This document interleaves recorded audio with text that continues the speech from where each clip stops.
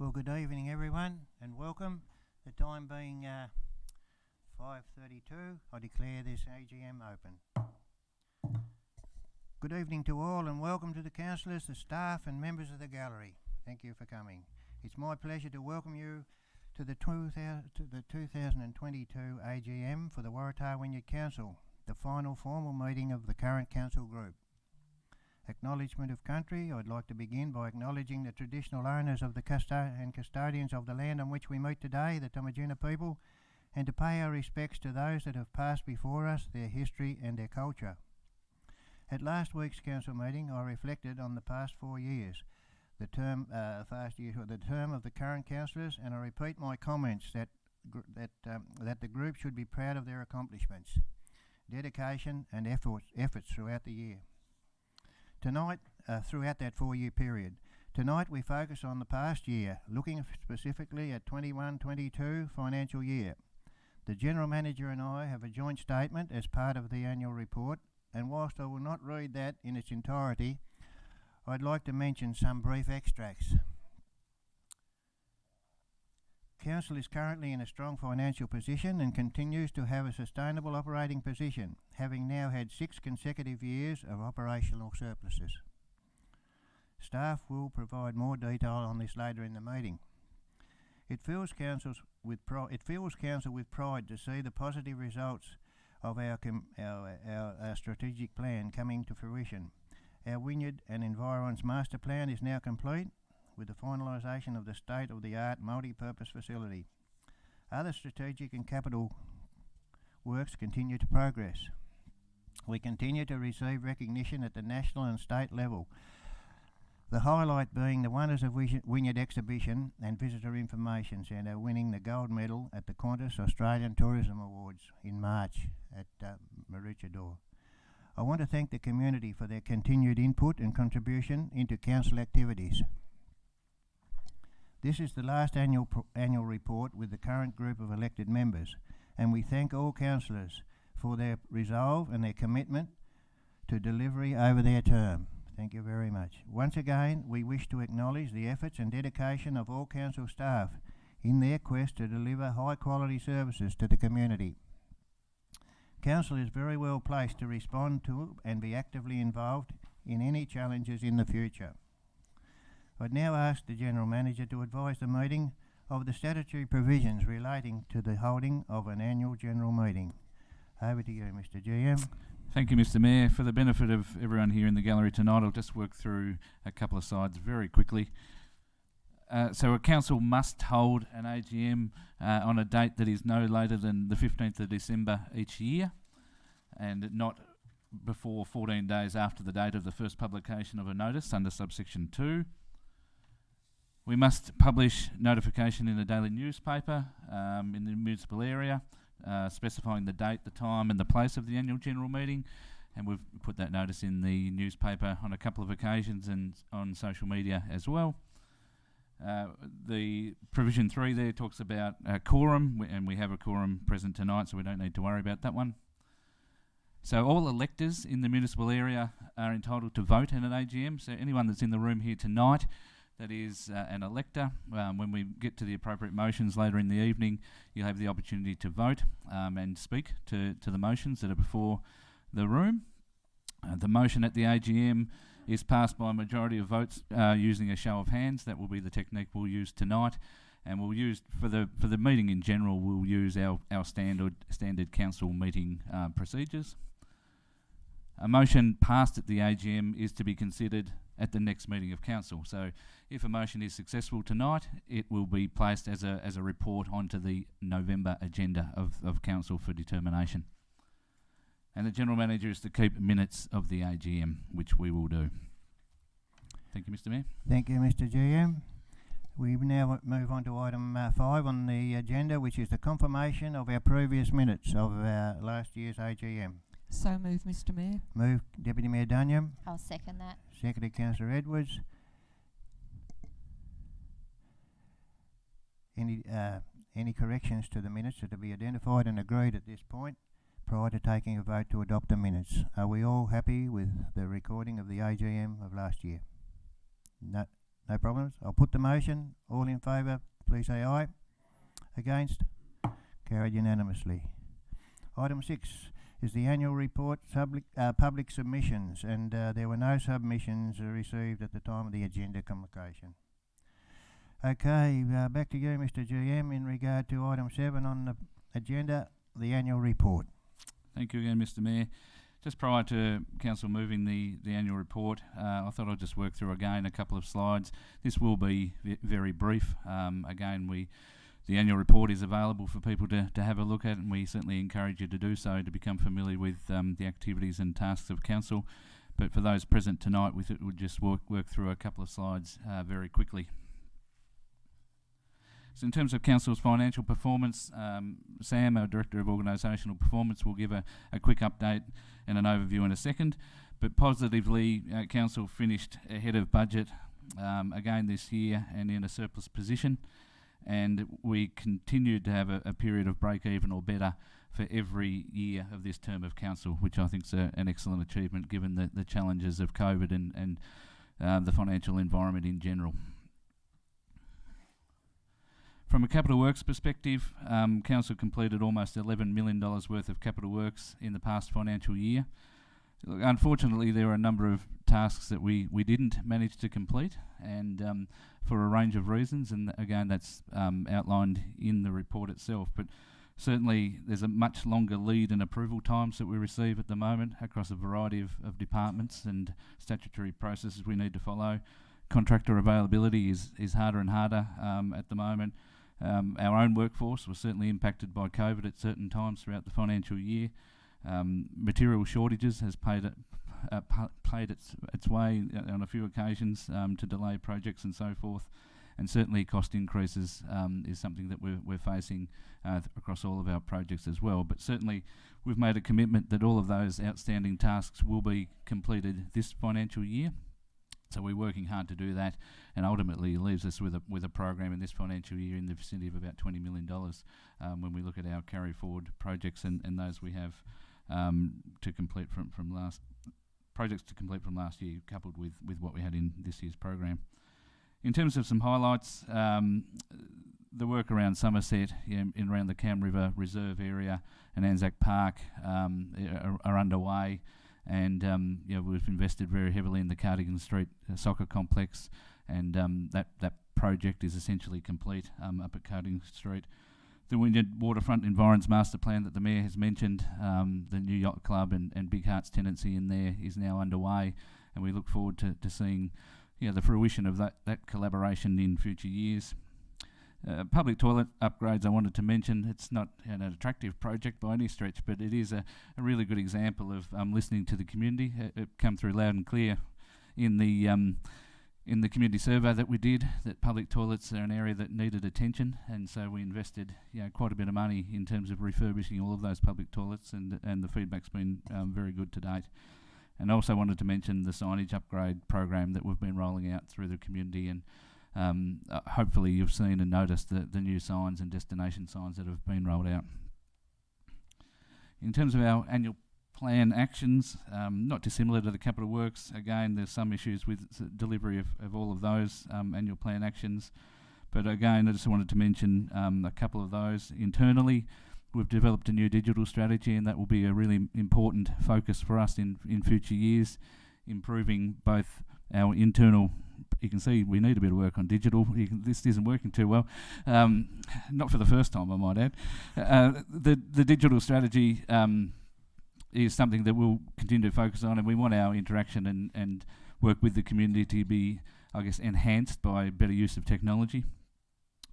We've completed a new enterprise agreement throughout the year with our staff, and we've had a really significant focus on traineeships. At any given time, we've got 25 staff or more undertaking traineeships. We're really investing heavily to try and create our workforce of the future. It is becoming increasingly difficult for us in the sector to attract workers, and we know in regional areas that is equally difficult. So we're investing on developing our own people and giving them a really good career within local government. We've secured funding for childcare upgrades through the election process, and certainly for the $4.5 million for the Boat Harbour Beach Master Plan to be undertaken. So we look forward to both of those projects, kicking off in future years. And importantly, $4 or $5 million worth of upgrades of telecommunications in the area. I think it's a really important commitment that we've been given as well. Also, funding received to improve the Table Cape lookout area, and some of that work has started already. And I also wanted to mention the Waratah 150-year anniversary since the discovery of tin, which was a great event down in Waratah throughout the year. I wanted to touch on the environmental focus that we have at Council, and this is certainly an increased focus area for us. And I really encourage everyone to have a look at our report on the October agenda of Council, which talks about the progress against our Integrated Community Environmental Plan and the actions we've taken and what we have planned for the next 12 months. But we did an emissions audit throughout the year. We've set ourselves a net zero corporate carbon emissions target by 2030. We have interim targets along the way, and that will certainly be a key area for us over the next few years to focus on as well. We also look forward to our new environmental advisory panel, full of interested community members, starting in coming weeks, and the contribution that they're going to make towards the community and council. In the space of, I guess, continued excellence, what's really pleasing to see is that we have a real willingness to try new things, and some work well and some don't, but we'll continue to do that and innovate and try and think outside the square. The Mayor has mentioned the awards that the Wonders of Wynyard have received, but equally we have done so in our communication space, and some of the initiatives we've tried there around social media campaigns and so forth have been testament to this throughout the year. The event that's highlighted on the screen there around Beyond the Boundary, that's not a traditional event a council would run, but that's something we tried for the first time with great success around educating community members around substance abuse and mental health, really important subjects, and something we'll continue to look to do. Even our Spring Loaded program, just a great example of innovation and pivoting to suit the circumstances of the time. So we'll continue to look where we can to try new things. Sam, I just might pass to you for this one. Thank you, Shane, and through you, Mr. Mayor. Yeah. So as both Shane and the Mayor has mentioned, it's pleasing to report that Council has recorded an underlying operating surplus for the year of $581,000. This is compared to an underlying budgeted surplus of $315,000. This is the 6th consecutive year that Council has delivered an operational surplus. And this council certainly recognised the need to ensure that future financial resilience continues by finding operational improvements to ensure that new costs from expenditure on new and upgraded assets are fully funded. Council does carefully plan for the future through its financial management strategy, which it reviews each year. Council's currently in a strong financial position with strong liquidity and cash flow, low debt levels, assets in good condition, and an ability to satisfactorily fund asset renewal requirements as they arise. Council's cash and investments at year end was $14.2 million. Much of Council's cash is fully committed to Council's ongoing capital expenditure program for projects committed to and scheduled for completion throughout 22-23 this financial year. The forecast cash on hand at 30th of June 2023 is expected to be around $4.3 million. The community's net assets increased by $17 million throughout the year to $280 million. So this is through Council's continued investment in new infrastructure and increases in fair value of Council's community assets. As Shane mentioned, Council's total capital expenditure for the year was almost $11 million, and that's compared with $9.5 million in the previous year. And the total value of the community's property, plant and infrastructure as at 30th of June was $228 million. Thank you. Thank you, Mr. GM and Mrs. Searle, for that update. One more to go. Mr. GM, over to you. One to go. Okie dokie. Just to wrap things up, Yeah. I think the point up there that Sam mentions around council's asset levels is really important for people that don't have a good understanding or aren't in that local government space a lot. The fact that this council owns $280 million worth of assets, and that's what we manage on a daily basis, I think is really significant, and not what often a lot of people consider is one of the things that we do.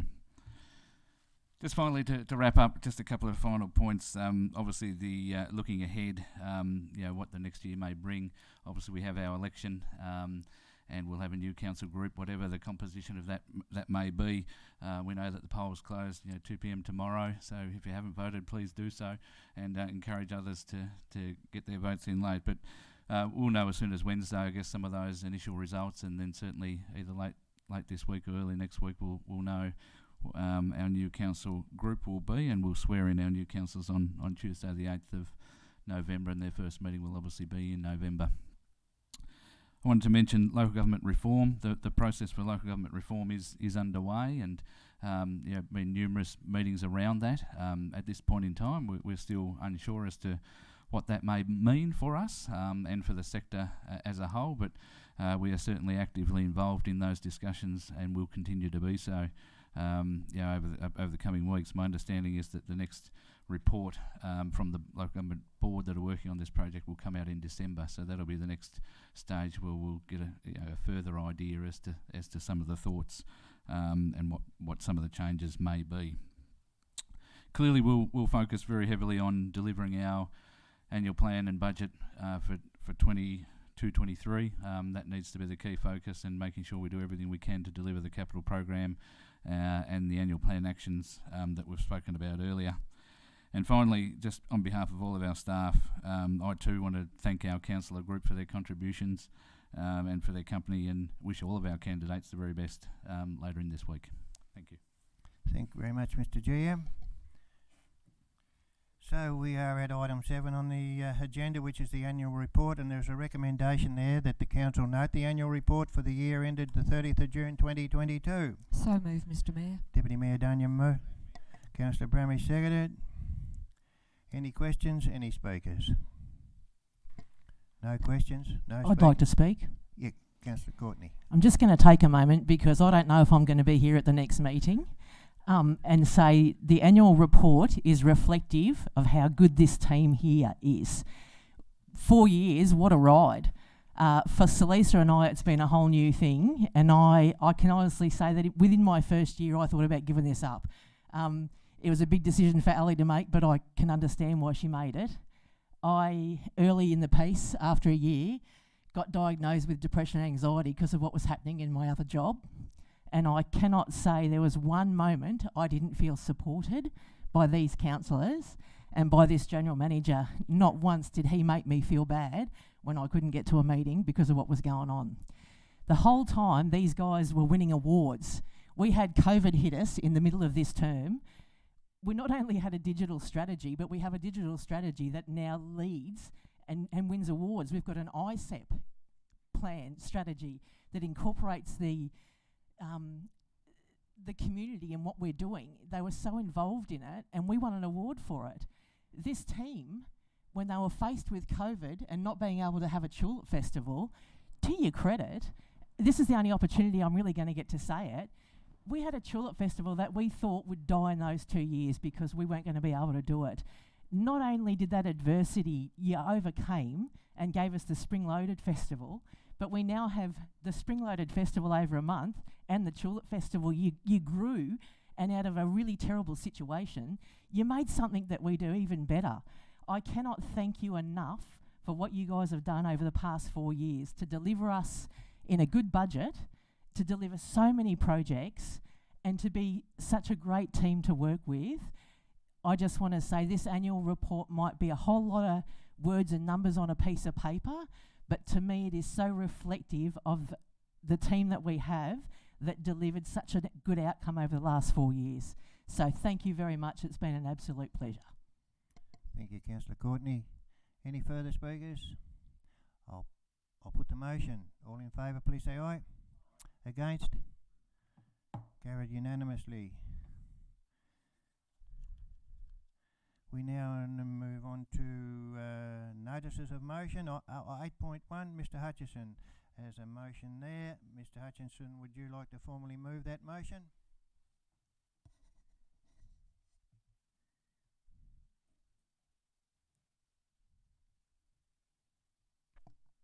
Yeah, I'll move that motion. Thanks, Mayor. Okay, the motion's been moved. Do we have a seconder, please? I second the motion. Councillor Courtney seconded. Would you wish to speak on the motion, Mr. Hutchison? Thank you, I do. I'll just read the motion as it stands. That Council requests a formal lease with Sustainable Timber Tasmania for the Aldina Reserve and former picnic area for a minimum of 10 years commencing as soon as possible. There's some background information. Apologies to anyone listening that hasn't read that, but I just want to respond to some of the Council's comments just for the benefit of the debate. So Council has stated that you remain committed to convening a stakeholder group to explore the options for the site. I really hope that commitment is genuine, but I'm not sure that there's much incentive to deliver outcomes, because time and time again Council talks about costs and the burden of maintenance. If the public votes tonight for Council to take on a lease, the Council should listen and act. The second point I wish to refer to is that the Aldina Reserve remains in the ownership and management of Sustainable Timber Tasmania, and ideas should be directed to them, because Council cannot plan for the future use of the site without permission. I've argued at length that Council develops concepts and creates detailed planning documents over land that it does not own. The argument that we cannot discuss or plan future use of the site, in my opinion, is void. Council already has a memorandum of understanding in place with STT, to my knowledge, and former plans for the now defunct proposal to relocate the Pony Club to Aldina are still listed on Council's website. Point 3, Council states that the Aldina Reserve has significant potential, and I agree with this, and I think we should continue forward with this point of agreement. And Council is correct, it does not have to lease or own the land for community use to be restored. However, it's my view that Council is the only organisation that has the capacity and ability to source funding to make this a sustainable venture. Council leasing the property does not mean complete or extensive responsibility. Council may sublet all or parts of its lease to other community organisations or interests depending on the need and demand at the time. Having a lease with STT is an interim measure to progress community discussions, but also a long-term solution should all parties be ready to implement and agreed to a plan. So I think the community has already embarked on exploring options thoroughly, and this can occur simultaneously alongside working with the process of negotiating a lease. So in my view, they are mutually inclusive. And if we need to identify uses sort of in that process, I would suggest the following use. As one community voice, a dynamic open space that caters for general public use and a range of events of different types. There's a big short list of compatible uses, and I've outlined many before. I've sent plans during the consultation process earlier this year. So different things include weddings, get-togethers of family and friends, barbecues, social or informal sports, playgroups and nature play, well-regulated public camping, then irregular events such as arts and music festivals, motorbike racing in surrounding forestry, which occurred only a couple of weekends ago, horse riding comps in surrounding forestry as well, and these activities will be supported by the following infrastructure: parking, road access, maintained bridges, public toilets, water infrastructure, barbecue areas, information boards and signage, and some vehicle barriers to the open space areas.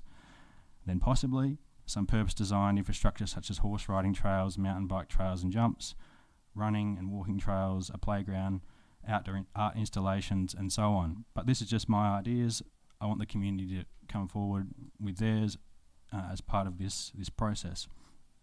The next point is that commencing a lease as soon as possible unnecessarily places a decision before determining future use of the site.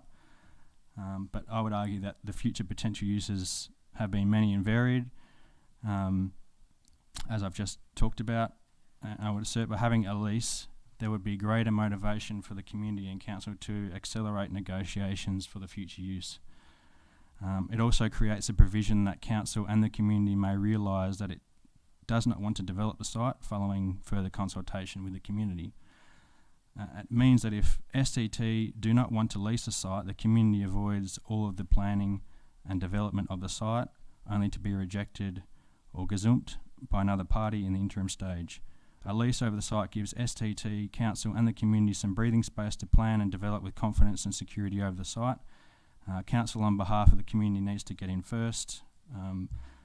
Maybe that's a little bit of a stretch because it's been sitting there for 6 years, but there's always a risk that someone else will take that over.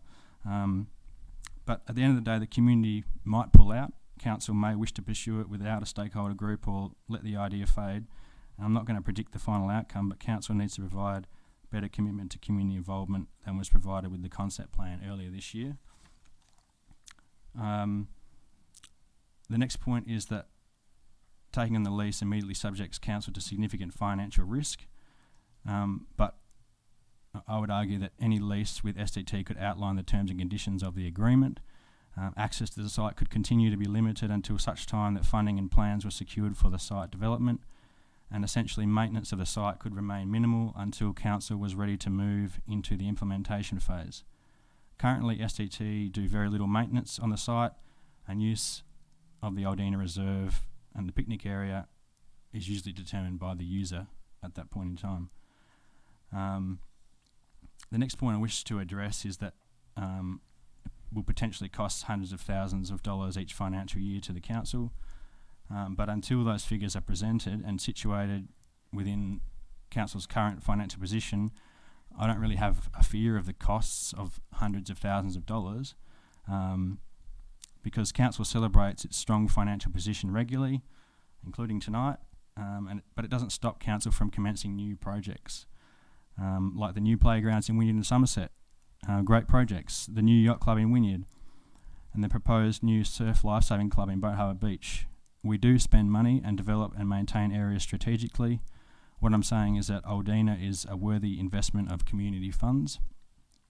It would service the rural region to the south and west of Wynyard, as well as offering a natural recreation area for residents of Wynyard and surrounds, not to mention an area for visitors outside our municipality to come and visit. I'm not opposed to a reduction in other services, depending on what those services are. Maybe one area we can save tens of thousands of dollars would be in the salaries of the senior management team, but I doubt we'll see much action in this respect. And as far as I'm aware, council is still advocating for the loo with a view on Table Cape, and I think as part of current budget is there's money there slated for Table Cape amenities.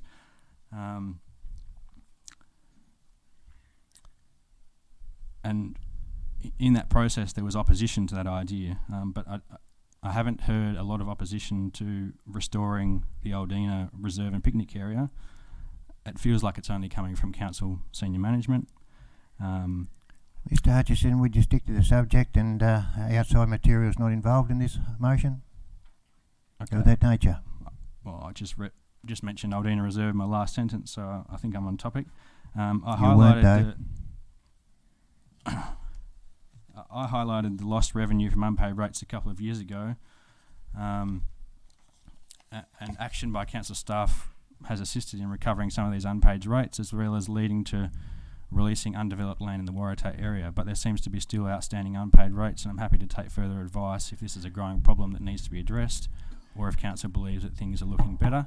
Mr. Hutchison, you are differing from the motion you've got on the books with other material that isn't relevant. I'm trying to make a point around the financial position of council, and I feel like I need to go into detail. Can I be given just a moment to clarify what I'm trying to say?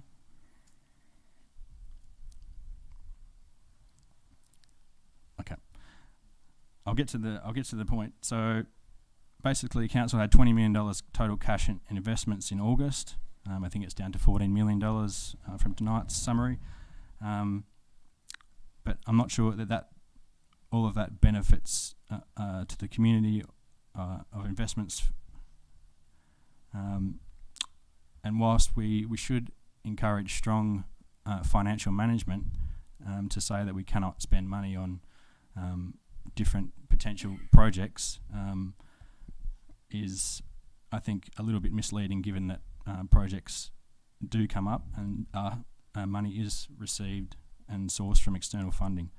And in the original concept plan, council estimated upper estimates of $1.5 million for the Pony Club relocation. So where was that money coming from, if not from council or the Pony Club? In my view, the council is very good at securing state and federal funding for local projects. Every opportunity council gets to tell residents about the projects it does and the funding it has received or been promised. Council's always advising us of that funding received and the political party pledges.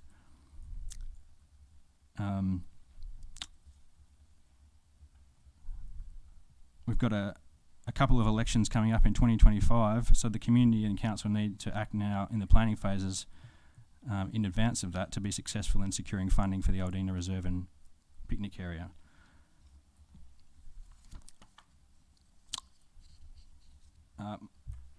Another point I wish to address is the idea that it's more prudent to determine the future use of the site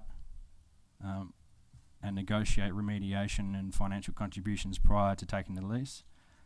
I disagree with that position, that a lease comes at the end of the planning process. I think in this circumstance there are risks, as I outlined earlier, and I believe the community and council have already shortlisted many future uses, many of which are compatible. So I'm just going to outline a bit of a plan just as part of the preparation and thinking around this lease and development of a plan, just so that council can be confident that at least one person, if not inside the council, can detail how this could potentially work. So in November, next month, stakeholder group expressions of interest could be requested by council. At the January council meeting, the stakeholder group can be selected by councillors and then develop a list of lease terms and conditions. Then by March, council can enter into a basic lease arrangement, i.e. 10 to 15 years, outlining council's intention to collaborate with the community to determine the best use and management of the site, with the expectation that site remediation plans for the site and financial contribution details will be identified at a later date. From April to December in 2023, the stakeholder group can work alongside the community to determine future use and further concept plans. And from July and September, negotiate remediation with the community, negotiate financial contributions and arrangements, and create a plan to look at external funding. By February 2024, receive final consent from the landowner, state government, to develop the area according to plans developed. And by March, the council can commence implementation of stage 1 of initial developments and maintenance of the reserve, then begin seeking external funding by way of grants and future election commitments. By June 2025, sort of a year and a bit later, all necessary development funding should have been secured, and then any major developments and maintenance of the reserve can commence following that. So I guess in that note, I just encourage anyone anyone from the public gallery or any councillors to comment on this motion. Thank you. I'll handle that, Mr. Hutchison. I'll invite those to do that in a formal way. Thank you. Okay. Would the seconder wish to speak? Yep, I just said, yep, I'll second the motion because I like public debate. I think it's a fantastic idea, Cody. I really want Aldina Reserve open back up. I'm so upset that we can't go up there anymore, and I'm so upset that I can't walk the Noel Jago track. But I don't like the idea of us entering into a lease without knowing what the details are, because we could be in a lease for 4 years before the council and the community decide what we're going to do with that area. So I support the idea, but not the motion that we enter into a lease before we know what we're going to do. Thank you, Councillor Courtney. Are there any other members tonight here present, councillors or members of the gallery? Yes, madam, you may speak. Go. Susan Hartley, I live in Aldina. Yep, Susan, over to you Thank you. to speak for the motion. Would like to support what Cody has said. When we ran a campaign there to protect the Aldina forest that is above the reserve, I ran a stall at the Woolworths shop for a number of weeks, and we found in the community a very strong sense of regret, as Councillor Courtney has said, and wish to have this place reopened. Many people expressed the fact that they'd had very significant events there. There have been people's ashes laid there. There have been weddings, and people contributed greatly in the building up of that as a community resource. When I first moved here 11 years ago, I used to take my dog down there regularly, probably 3 or 4 times a week, and I noticed it just slowly degrading with lots and lots of antisocial behaviour. There didn't seem to be anything that was being done to arrest that very destructive antisocial behaviour, including people doing broggies on the grass and gradually smashing up some very beautiful plants that would have the most amazing red autumn colour. And then, of course, the trashing of the toilets, and generally it just accelerated. And you may not be aware, but Aldina Road already has a lot of antisocial driving behaviour up there, which you see regularly on a Friday and a Saturday after the whatever they've done Friday and Saturday night. Now, one of the ways to address that is to have more public engagement, and that's a well-known fact. I have been involved with people specialists that came out from University of Birmingham. They came to Armidale Council and they looked at how to reduce antisocial behaviour in that local government area, and the key finding was to increase public participation and open it up to more people coming at different times. Now, obviously, people coming in with vehicles, they can be restricted. There's a lock gate on one of the Aldina Reserve forestry tracks near me. Vehicles don't go up there. So if it was restricted over a number of days, so it wasn't open all the time, but could be open from dawn until dusk, say 3 times a week, it would allow the gradual increment use of that area. I believe that the Mayor himself used to do a kind of voluntary circuit around with his horse and check on antisocial behaviour, and perhaps he might like to be the sheriff of Aldina Reserve again. But obviously what's needed is some kind of eyes on the place, and there are methods nowadays. We have some very good observational and methods that can be utilised. I don't think one needs to have very expensive forms of power and septics built in there. I think one has different methods. I've been to them in the state of California. They're composting toilets, you have rainwater tanks, and you have solar power to generate any lighting that's necessary. So I think we can look at it creatively, and I do believe, but given the fact that it's one of the few places you can go on one of those wild, wet, wintry days, and you're in the protection of the forest, and it gets utilised quite a bit there by small family groupings from my observation, which was reasonably regular. But that's my position on it, and I think we can start to examine it and look for outside funding. I, for one, know, when I've had 2 lots of negotiation over a number of years with STT, that they're very keen to see someone take it over. And I hope that Cody's wrong in this. I cannot see any outside group wishing to gazump, as he put it, jump in.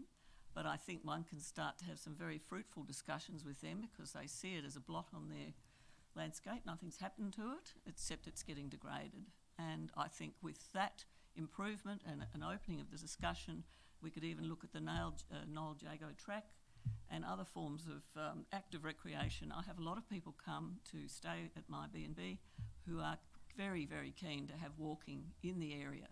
And at the moment, the only thing I can point to them is the one that goes around the river. And there is a forestry track near me which is getting gradually overrun. But I believe there's a lot more people who are active retirees and who want active engagement in the communities that they come to visit. Thank you. Thank you very much. I invite any further speakers for or against the motion. Anyone else wish to speak? Yes, Cindy.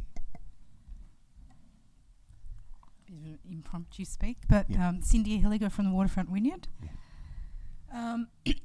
So this will be our 20th year here. When we first came, Aldina was a wonderful little picnic spot, and quite distinctly different in its experience of this region. I would have to say, as a tourism operator, the tourists coming to stay with me, visitors are looking for things to do in the local area. And the more things we can provide them, the longer we can anchor them to this space and to this place.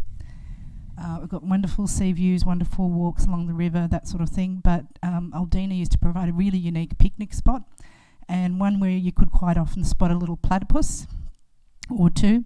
And from a tourism experience, that is gold. So I would dearly love to see this place reopened and, used for local community use, but also for visitor use. And I think it would be a shame to have it not reopened and not used again by the community who do love it on the basis of antisocial behaviour. One of the things that we need to be careful about as a community, and I think we do reasonably well, is not close things down because of vandalism or antisocial behaviour. We need to role model to the rest of the community. These things are important to us, and we're prepared to withstand the antisocial behaviour and the vandalism to keep those things in our community. So it's important that we role model that, I think, and Aldina would be a perfect opportunity to show that. Thanks. Thank you, Cindy. Any further speakers regarding the motion for or against? Councillor Hyland. Thanks, Mr. Mayor. Well, look, everybody really wants to, from what I'm hearing around the area, everyone wants us to do something with the Aldina Reserve, and I think that's been a given for quite some time. But this council, while I've been here, have never, to my knowledge, jumped into a commitment without exploring all the avenues. And in particular, this one, we really need some commitment for some bodies or groups around the area before we can commit to a lease. And one of the most important things is we need to keep the owners of the land on side. And that got very close to being turfed out there at one stage because of the pressure that was building. We need to do something. If you have a look at the waterfront, just as another example, we started that way back in 2004-05, I think, when we started with the wharf, Mr. Mayor. Yep, that's right. The wharf, the boardwalk, the yacht club. The yacht club's project, I think, you might correct me, Mr. GM, but 5 years, the initial commencement to chase money and get all your ducks in a row. These things just don't happen overnight. And if we rush into things like that, the council is still committed to a stakeholder group, and that's where we were always going to get to. And that gets the community involved, a committee with some councillors which will be appointed in November along with all the other new groups. And I think people just need to just hold back a little bit and not sort of try and push all these things, because council, and particularly council staff, and I sort of refute that comment that there are some staff that are not in favour of this or not doing the work that they need to do. Just be reminded that they work very, very hard on everything that they do, all the projects. And if you take a look at those figures up there, $280 million worth of assets, somebody must have been doing some work somewhere behind the scenes. So I can't support this in its current form, and I think we need to just take a little step back and a bit of a deep breath and let's do it properly. Thank you, Councillor Hyland. Any further speakers? Deputy Mayor Dunyam. Yep, thank you, Mr. Mayor. As Councillor Hyland has spoken, I agree that in its current form, this motion I can't support. In the background information, Mr. Hutchison states that councillors are fully aware of the situation in regard to the Aldina Reserve. Well, the new councillors won't be, and I do feel that it would be remiss of us to leap straight into something that they should be informed about. They should know everything about the actual situation with sustainable timbers, and also engage the stakeholders, as Councillor Hyland has referred to. The antisocial behaviour, the degradation of the site, in actual fact the owners are responsible. It's not the council's responsibility, and yes, we are disappointed in the degradation of the site. My own family, we used to go and picnic there and have wonderful times, kids on bikes, all sorts of things. It is a loss to the community and it should be resurrected. However, I do think that we need to not so much tread carefully, but just take a little more time than rushing into it without fully preparing our community and our council and making sure that we are going to get the best outcome for everybody. Thank you, Deputy Mayor Dunyam. Councillor Edwards. Thank you. I'm like everybody else. I'm not going to support, those that aren't going to support. I just feel like we're putting the carrot before the cart, and I think we need to do our due diligence of working out the future first before signing a lease, because otherwise we won't know what we're going to be doing in that area. And I just feel like we're in caretaker mode, and I don't want to put pressure on the new councillors going forward. Yes. I forgot the lady, Mrs. Jones. Yes. Yes. Tracy Jones. Tracy. Formerly Calder. Yep. Now Wynyard. I express complete frustration. I hear people not wanting to count their chickens, but they're not willing to investigate the possibility of the eggs. So, in the hesitations about signing a lease, which is coming first, the chickens or the eggs? And maybe the two can go hand in hand, but take a longer time frame than that proposed by Mr. Hutchinson. Thank you. Thank you, Tracy. Any further speakers? As I look around, Councillor Bramish. Thanks, Mayor. Just hope I say things right, the right way. I won't support the motion as it is. I believe before we go into a lease, if we do, that we need to know who's going to use it, who's going to look after it. It's all right to say we've got this people and that people to use and all that sort of thing. At the end of the day, whether we get funding or not, if we get funding, you're looking at least a 2% rate increase for the ratepayers to maintain it, at least. And I don't know whether you really want that on top of the rest of things we've got to do. I can understand, I've been up there and had good times as well, and I can understand what everybody's saying, but at the end of the day, it's not our land. If forestry want to put a park there, maybe council can help them with different things, maybe, I don't know. But we had a motorbike race or whatever you like to call it the other weekend, that worked fine without council's help. So I can't see why these things still can't work. But at the end of the day, I've sat around this table for a day or two trying to work out where we're going to spend our money. We've only got so much money. And I don't know whether we want a project like this. I really don't. And I'm not comfortable supporting it with a new council coming on. Let them get involved in it as well, because no doubt there's going to be some new people around the table. But don't lose sight of the fact your rates are going to go up to pay for this project, irrespective of whether we get funding or not. Thank you. Thank you, Councillor Bremish. Any further speakers? No further speakers regarding the motion. I'll ask Mr Hutchison to close the debate. Mr Hutchison.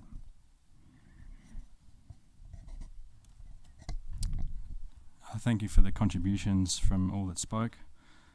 I must say it's probably predictable that I don't have support around the table, but it's still rather disappointing considering that only a year ago I raised a motion for the council to run a community meeting, which was passed by the gallery and councillors and was passed by councillors at the subsequent meeting, only to find out later that council was working behind the scenes to develop a plan that didn't involve the community, that involved other third parties, and then found out that the community could comment on that plan, and eventually the third party pulled out. So I feel like we've already been through that process of identifying it's not our land. Yes, we knew that. That's why I'm trying to take it down the path of, well, if it's not council's land, then council needs to have some say over it by way of lease or other. So it just seems like we're just treading water constantly, and for the community to have a say. I just ask when it's going to happen, because I guess the majority of comments from those that aren't supportive of the idea of having a lease is that it's too soon. We just need to take our time. But we have, I have been taking my time. Councillors have been taking their time, and I just wonder when will the time be for this to happen. And I guess,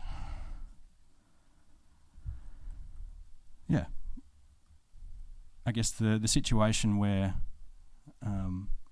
no one takes responsibility for the space means we just end up with what we've got now, which is a free-for-all, and that might suit some members of the community, but for families and people that like to have a friendly atmosphere, they're excluded from that place because of the antisocial behaviour that does go on. And it's all right to say that we've had motorbike races there recently and they've worked quite fine. That's great. You've got a big group of people there that stamp their authority on the space, but that's a temporary thing. What I'm talking about is an ongoing sustainable maintenance of the site so that everyone's included, not just exclusive use for a handful of people. And I wholeheartedly support motorbike users, and in my feedback to council, I suggested that an area does need to be identified for motocross and other motorbike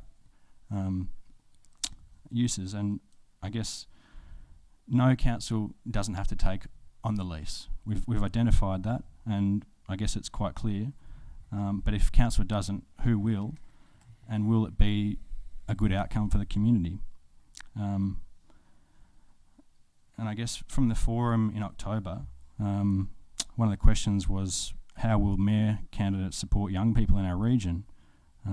Deputy Mayor Dunyam said, making sure that council has somewhere for young people to go.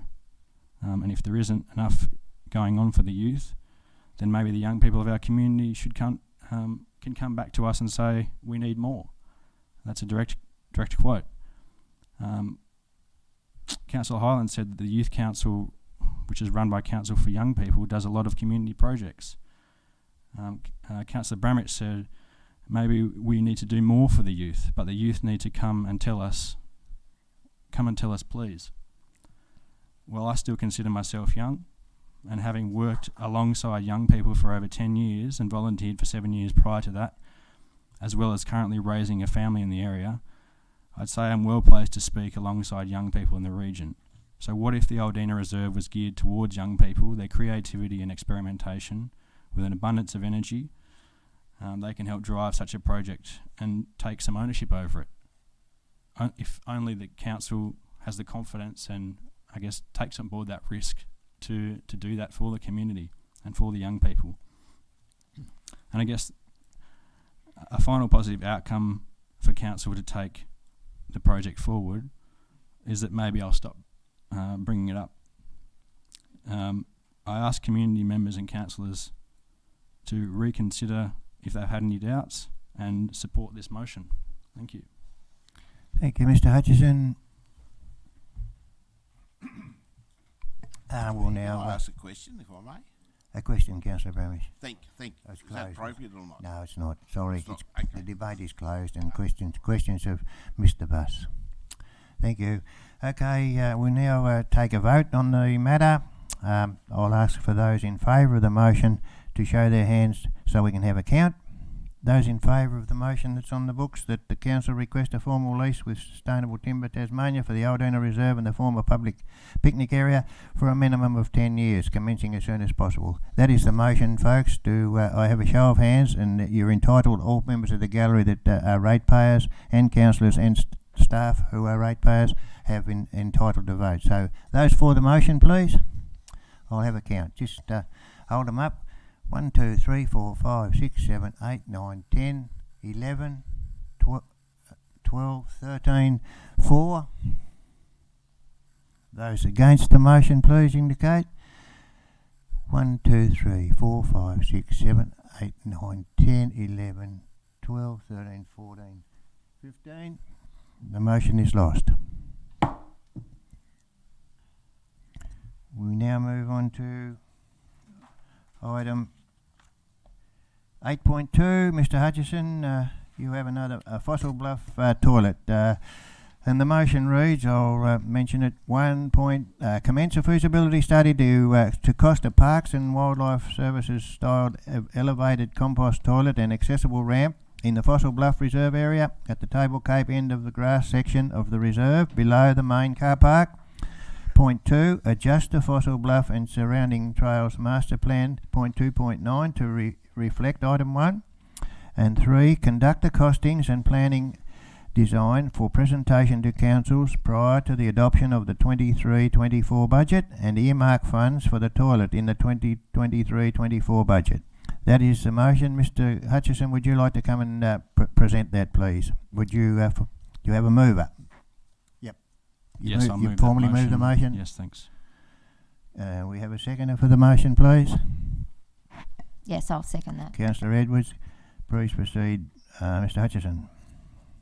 Again, there's some background information, and I understand council's position, but I will outline my response to why I think this motion should be carried.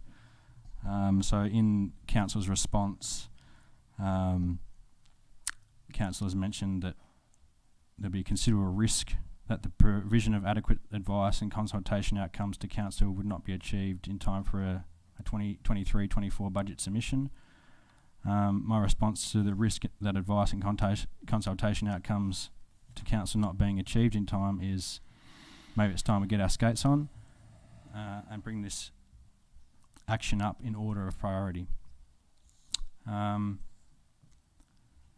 The background information in regards to the plan around the feasibility of the hillside location of the toilet as an item for the 2023-2024 annual plan and budget. What I'm suggesting is in the 2023-2024 budget that funds for a toilet are allocated. I'm suggesting that the original toilet design exploration take place separately to this process, and as stated in the master plan, I would hope that at the beginning of that financial year that a decision can be made on which option to go with by December 2023. So the reason for bringing this motion forward is that I'm concerned that the hillside location will be determined to be not feasible. That's just a concern, and maybe it's unjustified, but that's a concern I have. and I'm putting an additional option on the table so that by the end of 2023, Council is ready to either start a development application for a Fossil Bluff public toilet or send the preferred option for public consultation, and by July 2024, work will have commenced. If only planning is included in next financial year's budget, then it becomes, I guess, 1 or more years after that for that action to occur. Fossil Bluff Reserve needs a toilet now. This motion simply reduces the risk that nothing will happen by July 2024 and that action will take place. For an item that's already in the Fossil Bluff and surrounding trails master plan, I just disagree that it's been pushed back. The planning has been pushed back when councillors could have brought that forward so that action could have happened sooner. Council also stated that the annual plan and budget adopted in June this year does not include any resourcing, human and financial. Okay, that's correct. The current financial year budget does not include that resourcing to undertake a study. Councillors are able to assess the value of this motion and vote accordingly. So perhaps a councillor in the November meeting, if this motion is successful, will move a motion to use council funds accordingly or to amend the 2022-2023 budget and annual plan to reflect community sentiment. This might include a budget amendment to parks and open spaces from 3.040 million to 3.070 million to include a feasibility study of up to $30,000, with any remaining funds to be sent to the following financial year budget for further exploration of hillside toilet sites. That figure of $30,000 could be increased slightly more if needed. I guess the council will do the estimates of how much that would cost if that motion did come to the table. In order for the items in the motion to occur as proposed and a fully informed decision made for funding of the toilet in 2023-2024 budget, a deferral of other items in the current annual plan budget would need to be made. That's council's comment. It is my understanding that the budget can be amended at the next council meeting to reflect or a motion or a recommendation from council can be put forward to reflect this addition, or at the December council meeting to this year's financial year's projects, or a deferral of the option study for the English River walking track until next year's budget. As the existing walking tracks are currently sufficient for community purpose, and further development, in my view, is at the lower end of importance when compared to progressing a toilet at Fossil Bluff. So that's on page 40 of this year's annual plan and budget, the reference to English River walking track option study. The last couple of points I want to make is just around councillor's comment about the timing of the motion. So again, the fact that councillors haven't prioritised this item in this year's budget highlights that, in my view, you are out of touch with the expectations of the community. The community's only opportunity to raise public motions is at the council AGM, which council hosts at this time of year. In the background notes and in feedback for the draft Fossil Bluff master plan, it is clear that I indicated the importance of a toilet in this area, yet councillors voted to plan a subsequent budget. That means this hasn't been heard or listened to. It'll be ultimately up to the next lot of councillors in the next meeting, but I hope councillors understand my concerns and why, on reflection, I brought this motion to this annual general meeting. And the last point, consultation to the community. Consultation with the community on undertaking a feasibility study does not need to occur. Residents were consulted during the Fossil Bluff master plan, and adjustments to exploring options are already part of item 2.9 in that master plan. So should any decision be preferred, council will then undertake further consultation with Fossil Bluff residents and the wider community once options are finalised for the current the sitting councillors at the time. Council can allocate funds in next year's budget for the project without delivering the project until the details are finalised. Fossil Bluff residents have made their views known in regards to a public toilet, as have the rest of the municipality. I expect delivery of this project, not delay, and this motion seeks to manage the risk of delay and the reputational risk to council for not delivering expected outcomes. So I ask people to comment on that. Thank you. Thank you, Mr. Hutchison. Okay, Councillor Edwards, you second the motion. Do you wish to speak? Not at this stage. Okay. Any further speakers? Question to the mover.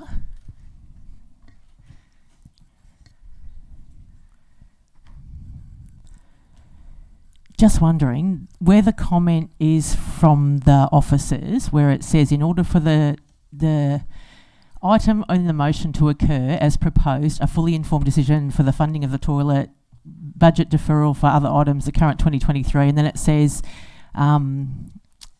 if the motion were adjusted such that point 2 were added to this location along with the hillside location proposed, and that both dates in part 3 were adjusted to 24-25, there would be greater chance of success of undertaking the action proposed.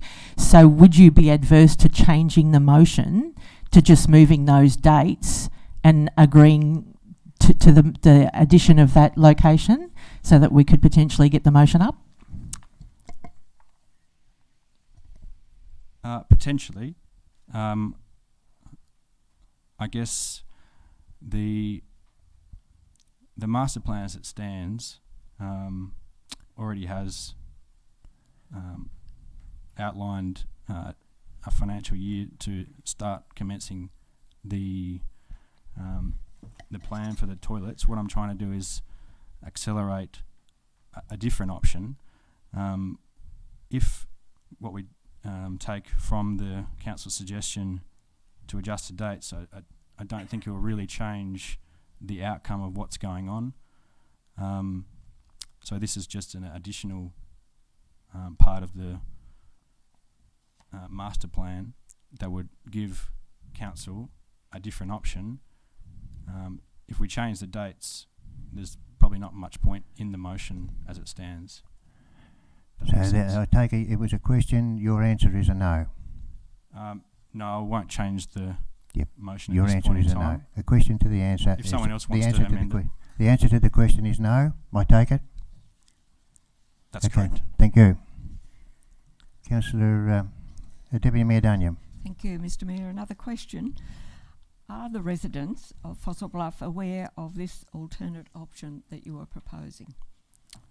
They would have, through Mr. Mayor, they would have access to the annual general meeting agenda, just like the rest of the municipality would. Thank you. So, just to follow on, do you have evidence that they are aware of this particular motion and your option that you're proposing? I don't have the evidence that you seek.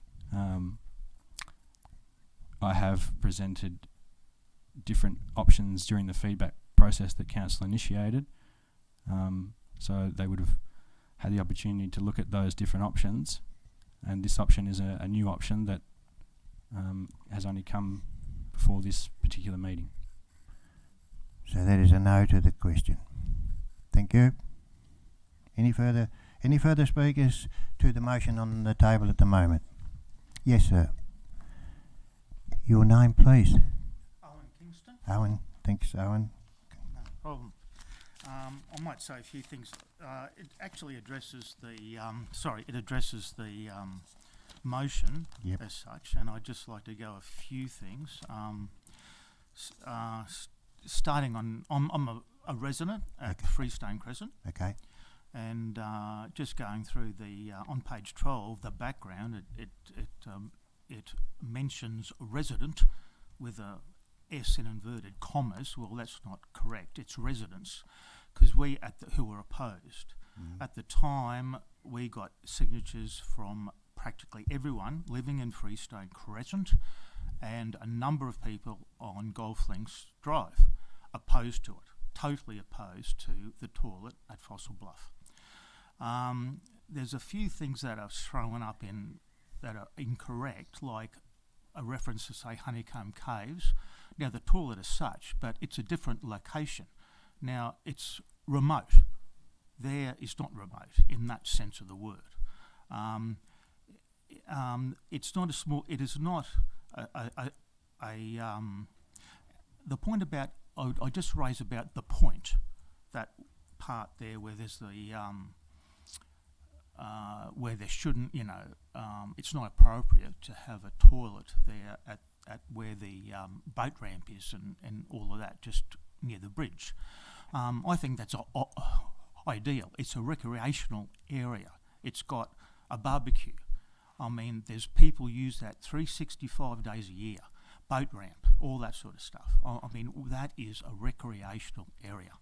Fossil Bluff is not, and there's a mention further on that people would spend more time at Fossil Bluff if there was a toilet there. That's not true.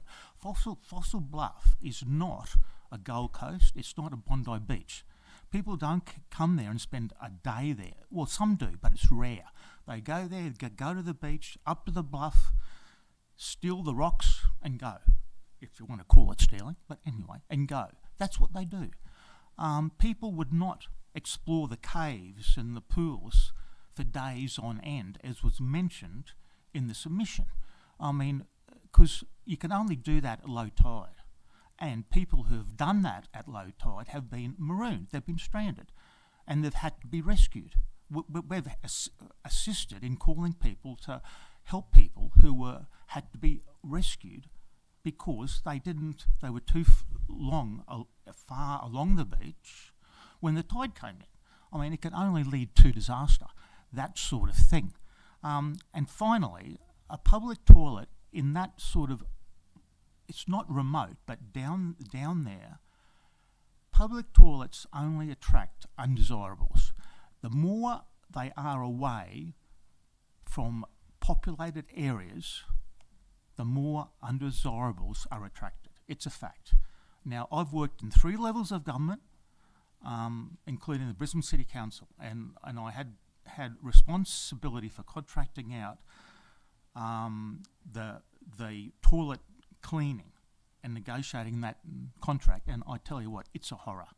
And even though you might not have that down here, and I know you don't to the extent that the toilets are abused up there, but they are abused. And living close to it, even now, we see not very often, but it happens, drug transfers take place in that car park.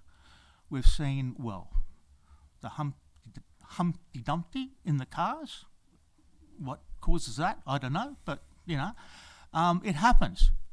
So and that will happen more often, and I think we need to think about residents more than just tourists, because having said that, I'm all for tourists, but tourists come here for what Tasmania and Wynyard and Fossil Bluff is.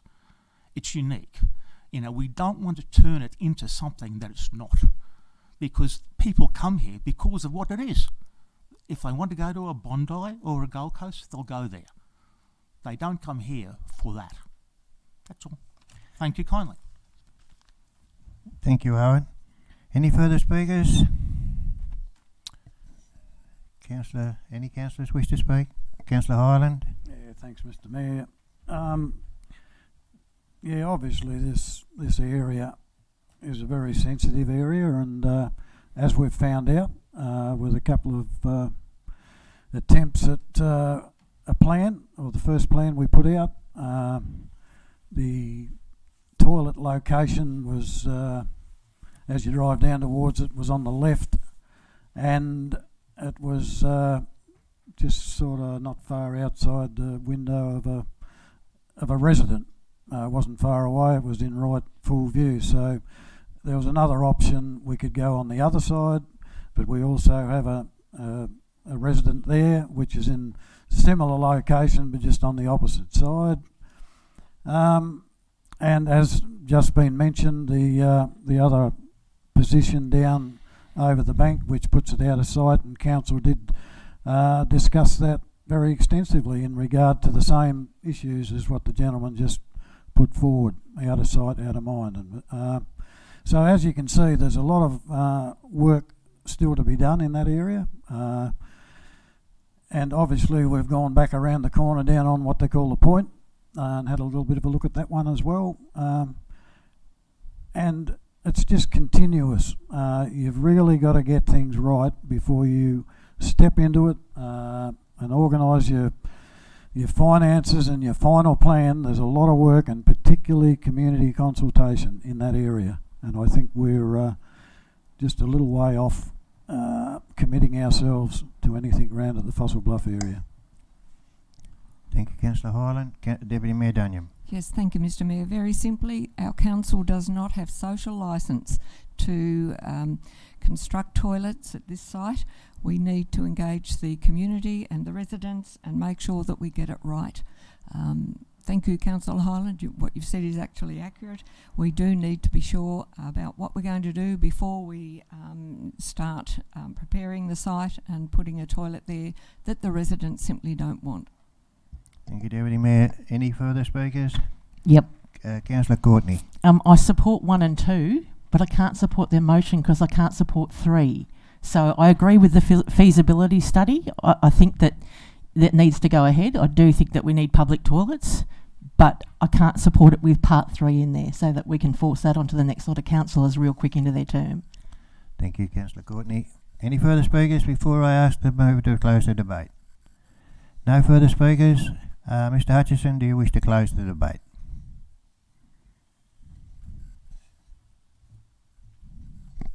Thank you for those that spoke on it. I guess the motion that I put forward is not one to build a toilet at Fossil Bluff. It's one to conduct a feasibility study for a compost toilet in an alternate location that hasn't been listed in any of the plans until this point, and just what it would cost and if it's a possibility. So I guess to suggest that council doesn't have social licence to build a toilet and getting things right and undertaking lots of work in community consultation, this motion doesn't actually stop council from doing that. It actually assists council in doing that because it explores an option that may have not been put to council staff. I think, as Councillor Courtney suggested, that the last part of the motion that seeks to accelerate the process is a sticking point, and I understand that, but without that part of the motion there's not a lot of point to it, because council could explore this option as part of the next year's budget. What I was trying to do is bring the exploration of this particular option forward, so that when the feasibility or an exploration of the hillside option is undertaken, which is actually in the plan, so that may or may not lead to a toilet, but the council would have a better understanding of what options are there. And I guess if this motion doesn't gain any traction, I would hope that future councillors consider this option as part of future exploration of the site.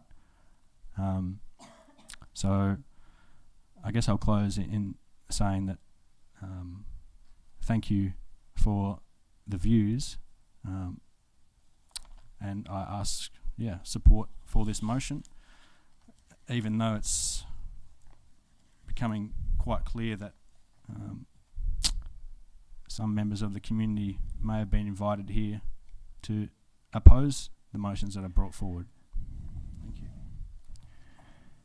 Okay, I'll declare the debate closed, and I'll ask for a show of hands in relation to this motion. And those in favour of the motion as it stands, please indicate with your hand, please. I'll have a count. 1, 2, 3. 3 against. 3 for the motion. Those against, please. 1, 2, 3, 4, 5, 6, 7, 8, 9, 10, 11, 12 that I counted. Thank you. The motion is lost. Okay, we proceed with the agenda as listed, and the next item will be item 8.3. Mrs. Crabb, with a motion there that the council is in consultation with the community, for example via an initial meeting, review its community engagement consultation process with the aim of providing greater opportunities for community engagement consultation. Mrs. Crabb, would you like to come forward and present your motion, please?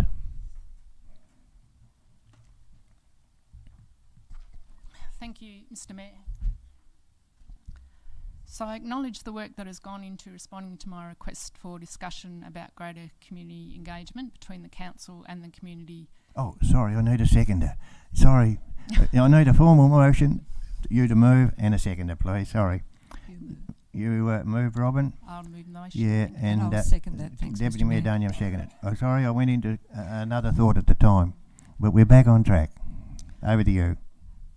So I acknowledge the work that has gone into responding to my request for discussion about greater community engagement between the council and the community in the AGM agenda, which mainly highlighted communication via social media by the council.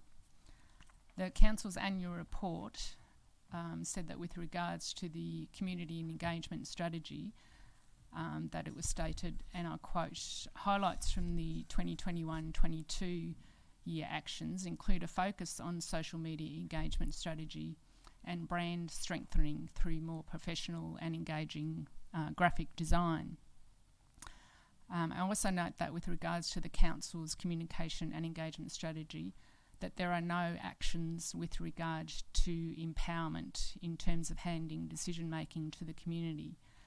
The highest level of engagement of the International Association for Public Participation Spectrum, which is part of what I would like to be explored by the council. So my motion is not about social media engagement or brand strengthening. It is actually about old-fashioned face-to-face engagement and community involvement in decision making. We know that community engagement has a number of important benefits, especially the extent to which it can increase trust between council and the community, which is so important for so many aspects of life in our council area.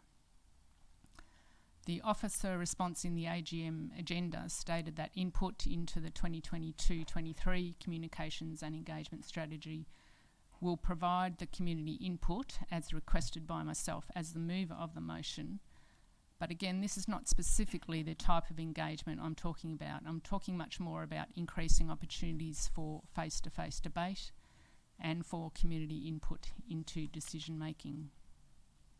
Specifically from the public participation spectrum, I'm requesting greater involvement, greater collaboration and greater empowerment.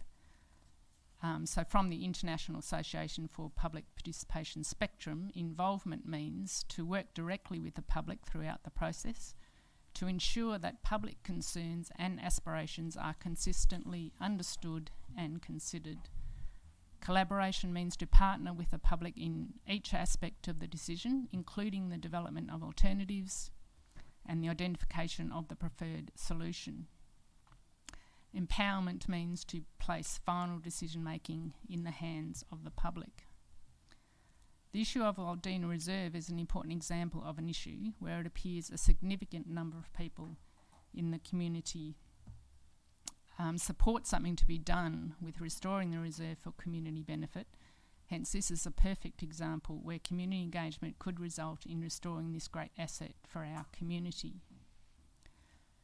Yes, consultation is messy, it's time-consuming and can be very frustrating in gaining consensus when there is often a wide variety of views, but I contend that it is crucial for the future of our community. In short, I'm requesting that there be a meeting open to the community to discuss greater opportunities for community engagement and consultation. Thank you, Mr. Grab. Any further speakers? The seconder wish to speak? No, thank you, Mr. Mayor. Okay. No further speakers? Okay. Councillor Ireland, you wish to Had it on, I think, yeah, but I'll I seen the light was on, but I didn't know whether you was home or not. yeah, I'm home. Yeah, thank you for the motion. And certainly we're always open to better ways to better our communication, but I'm just not sure after the last term of this council, sort of, there must be something there that I'm missing, or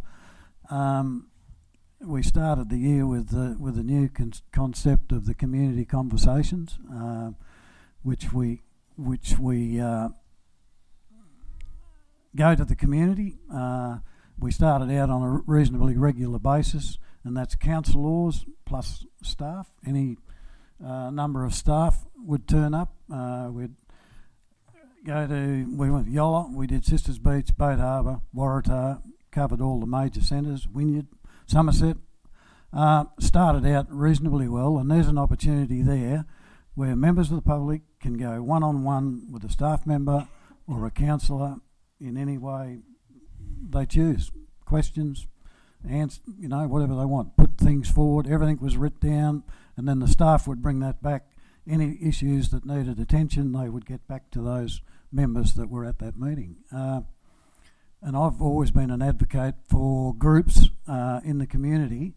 Our workshops, councillor workshops, are very underutilised by community groups. They have a real opportunity to get on the blower to the secretary or the staff, make an appointment, come along, and it's an open discussion with councillors and most of the senior staff, and particularly if the subject is identified, they would have the appropriate staff on hand, and a total, what you were talking about, a discussion where they can have a lot of input in whatever they need. So there's huge opportunities, and now they've gone into this digital space, which a lot of us older councillors, if we get another start, will certainly have to lift our game, probably, but but it's out there, and we're going ahead in leaps and bounds in that space. We've outdone the capital cities in a number of occasions. So but I'll certainly, I'm open to other ideas, and all the time we certainly are. So thanks for the motion. Thanks, Councillor Hyland. Councillor Courtney, did you wish to speak? I'm just going to say that I support the motion, because I think it's great when the community comes forward to try and give us ideas how to engage with the community, because as well as we are doing, and we are doing well, we're winning awards. We got online meetings since I've been here, community conversations since I've been here. I think this is the most interactive this council's ever been that I've known of, and it's certainly showing up in indicative of how many people are at the meetings now. I think there was like 0 to 3 people here when I first started, but it's certainly more than that now. There's a lot more people engaged in what council are doing, but I think that we definitely need more help from the community in how to engage with the community. So I think that the motion's a really good idea. Okay, any further speakers? Councillor Edwards, I think I have just loved this area of community conversations, and we can always progress and do better, and so I feel this next term we can step it up a level. At when we had our forums at the U3A, they said that they didn't have much engagement with us, and I know we had the community conversations and that, but I feel like we can still have those, but I would like to be able to see that we can go out to the community. So, you know, go to U3A, go to like the RSLs, go to the sporting clubs and everything. And I think we need to fill those spaces a little bit more and do better. And then we are then more approachable to people that feel comfortable to come and talk to us. Thank you, Councillor Edwards. Any further speakers? If not, I'll ask Mrs. Crabb, would you wish to close the debate? I guess just one comment. Councillor Hine was talking about the workshops. I wasn't aware if it's implied that that's an opportunity for community input. I personally wasn't aware that there was that opportunity. I thought it was just a totally closed council thing. So I guess that's an example of where there could be, you know, even greater information about how we can have input. Yep. Okay. Thank you for your presentation. We will now take a vote on the motion. Those in favour of the motion, please let me know by the show of hands. 1, 2, 3, 4, 5, 6, 7, 8, 9, 10, 11, 12, 13, 14, 15, 16, 17, 18, 19, 20, 21, 22, 23. 4 is 23. Those against? Nil. The motion is carried. Now we move on to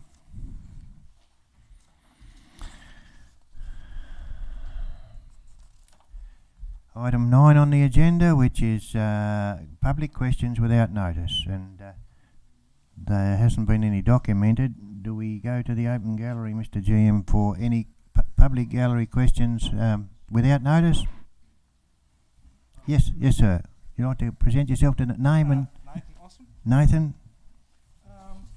Just want to know, is there any way the council can provide purpose-built motorbike parking? Because I know of 80 people that were willing to ride down this way on the weekend and they couldn't find any parking spots on the road to Smithton. Oh, I get you. Parking spaces. Yep. Yeah, in the CBD. Yep. Yeah. Question to the Mr. GM. Do you have to answer that, or you need to get back in correspondence? Through you, Mr. Mayor, look, the point is a good one. It's certainly nothing we have discussed in recent times, but I think it's a valid suggestion and something that could be looked at in into the future. So we can put that on the radar and discuss. 3 times a year, well over 100 bikes come to Tasmania that they love riding down this way, but they don't have anywhere to park. Yeah. So. Okay. Designated bike park area in the CBD. Thank you. Any further community questions without notice from the public? Yes, Mr. Hutchison. You are next.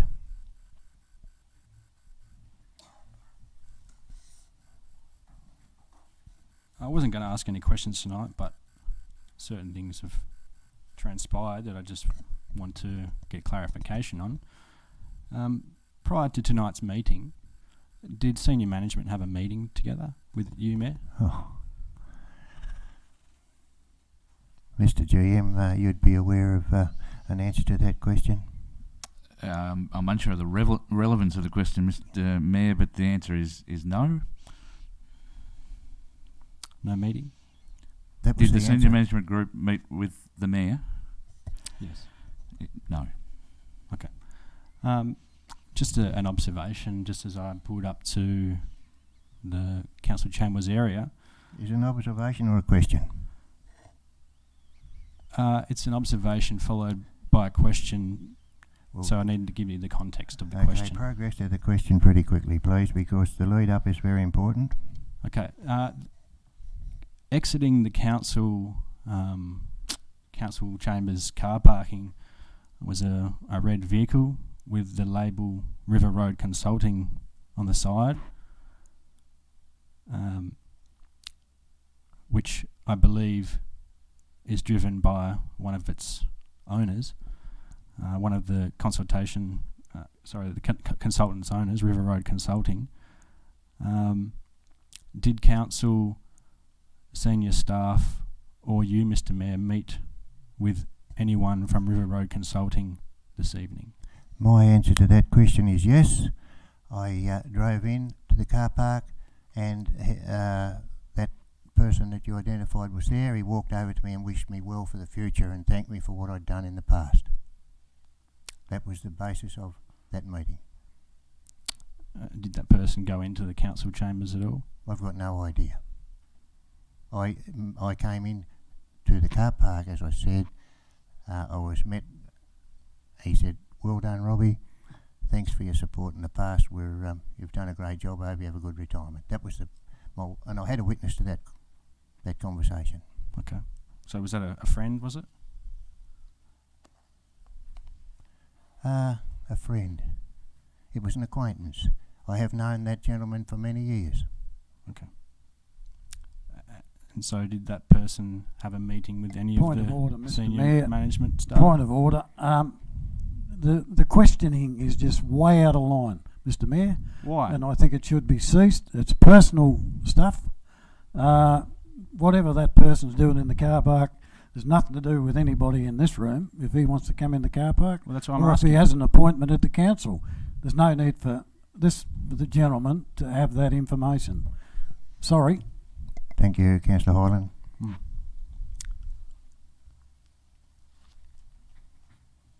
Can I ask any further questions? Yeah, well, you're limited to 2 or 3 questions at a meeting, but if you're brief and they're reasonable questions, I'll accept them. If they're any ratepayer, Mr. Hutchison has the right to approach this council, and as you are yourself. Okay, I'm just asking, did that person in that vehicle come into the building, and did anyone from senior management have a meeting with that person? I have no idea, and I don't think that's relevant to your question, knowing what that gentleman done. Okay.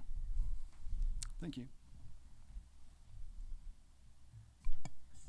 Could have been dropping his voting papers off too. Who knows? Or he or she.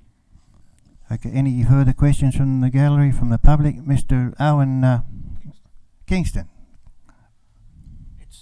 I'll frame it as a question.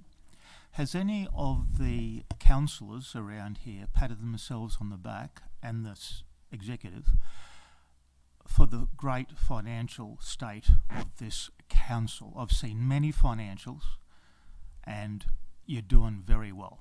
So I framed it as a question. Thank you. Okay.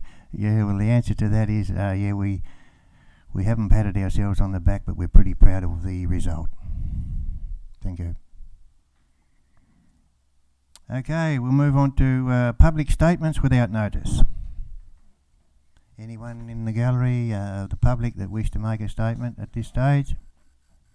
Okay, closure of the meeting. It's 7:10, and I thank everyone that attended tonight.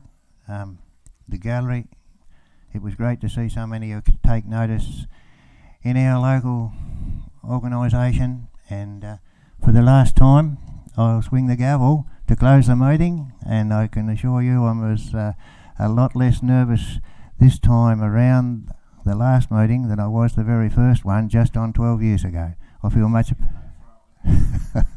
so thank you staff, thank you councillors, and thank you for the community, the support I've received from you all over the years. Meeting closed. Well done, Mayor.